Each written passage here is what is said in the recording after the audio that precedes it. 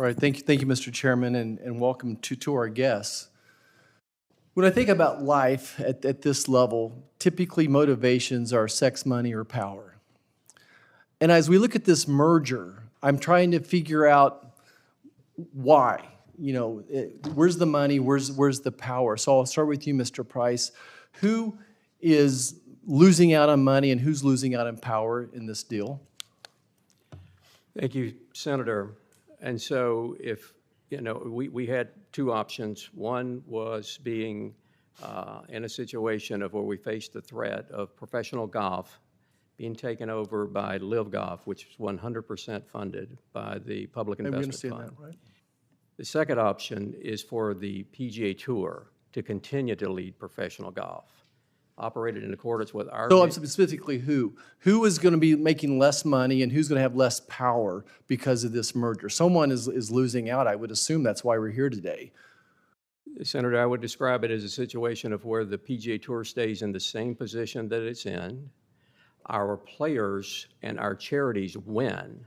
I don't know that anyone is losing. I think it benefits all of our There's no individuals that'll be losing because of this financially. No, sir, because we're healing a fracture in professional golf. Okay. Mr. Dunn, same question for you, I guess, is who's losing out? Who's the loser in this? Who's losing money? Who's losing power? It's a very good question, Senator. The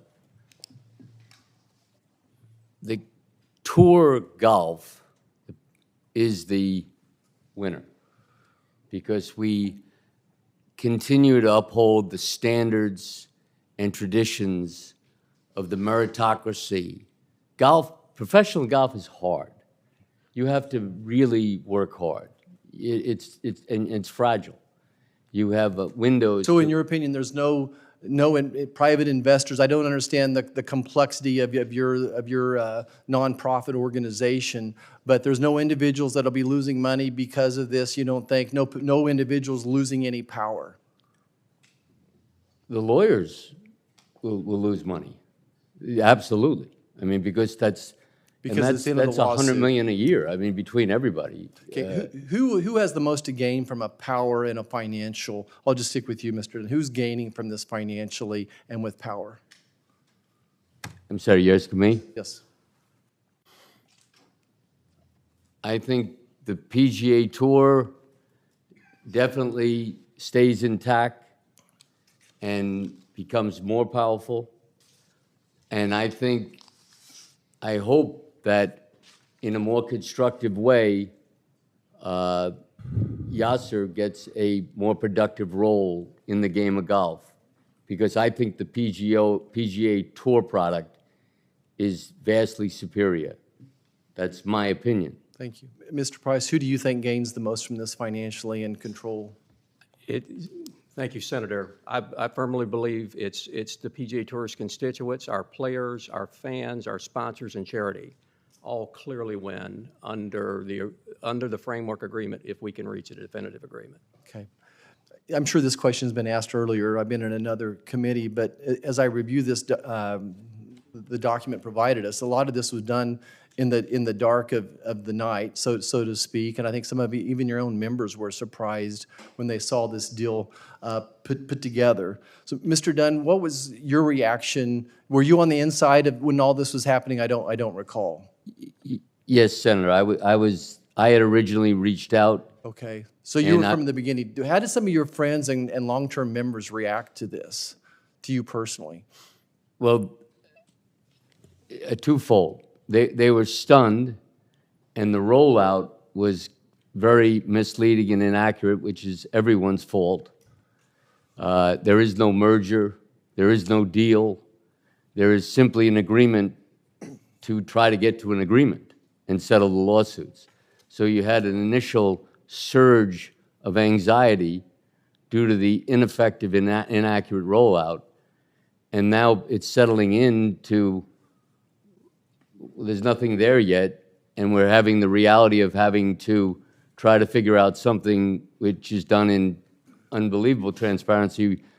You know, there's an issue about sometimes too many cooks in the kitchen. Well, in this case, everyone in the world is in the kitchen. So it's going to be difficult, but we're going to work hard at it. Thank you for that answer. Today we hear on the subcommittee on investigation of the United States Senate Committee on Homeland Security and trying to figure out why this issue was raised to this level. I got to tell you, no one back home has asked me, hey, what's the Senate think about this merger? At the same time, every day somebody asks me, why were we funding viral gain-of-function research in Wuhan, China?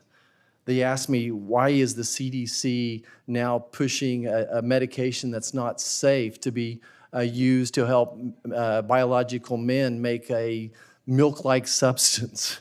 The CDC in direct contradiction to the FDA. And they asked me about the president's son, and they were concerned that he's running a criminal enterprise out of the White House. And now more questions than answers on the cocaine found in the White House. Those are the questions that people ask me about. Why aren't we investigating them? I don't see if any of this is prudent to the daily lives of American working families who are paying twice as much for groceries and gasoline than they were 2 years ago. Many of you said that the LIV organization is the Saudis' way of sports washing, and I want to dig a little bit deeper into that. What was China doing when they hosted the Olympics but a few years ago, but sports washing?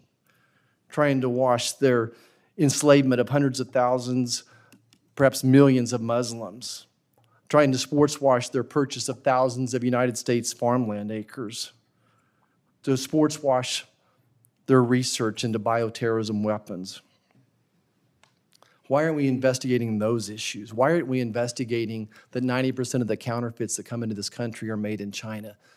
90% of the fentanyl that comes into this country is made in China. They steal $500 billion of intellectual property from us every year.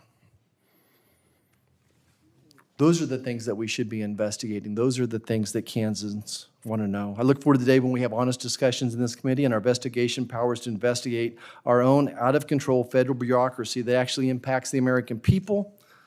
I have no further questions, Mr. Chairman, but I do want to wish the very best of success to Topeka, Kansas' own PGA great Gary Woodland. We're very proud of him. Thank you so much. Thank you.